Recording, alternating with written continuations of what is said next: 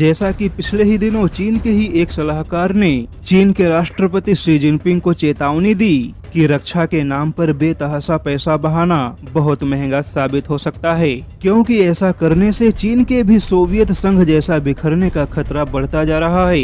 लेकिन अब चीन के ही एक थिंक टैंक ने चीन को एक और चेतावनी दी है कि भारत के क्षमताओं को हल्के में लेना चीन के लिए महंगा साबित हो सकता है। जैसा कि 2022 का पहला महीना लगभग जा चुका है, ऐसे में 2021 से जुड़े आंकड़े सामने आ रहे हैं, जिसे लेकर China centre for international economic exchange ने भारत के बढ़ते क्षमताओं को लेकर आगाह किया है कि भारत के उत्पादन क्षमता के आंकड़े चीन की चिंता बढ़ा सकते हैं। जैसा कि भारत दुनिया का दूसरा सबसे बड़ा स्टील उत्पादक देश है, लेकिन वहीं 2021 में भारत के स्टील उत्पादन की क्षमता में 18% का इजाफा हुआ, जबकि वहीं चीन के स्टील उत्पादन की क्षमता में 3% की गिरावट आई है। लेकिन 18% बढ़त के साथ भारत ने 2021 में 118 MT यानी कि 118 मैट्रिक टन स्टील का उत्पादन किया है। किंतु यहाँ पर समझने वाली बात यह है कि चीन की चिंता भारत के मजबूत होते स्टील उत्पादन की क्षमता को लेकर नहीं है, बल्कि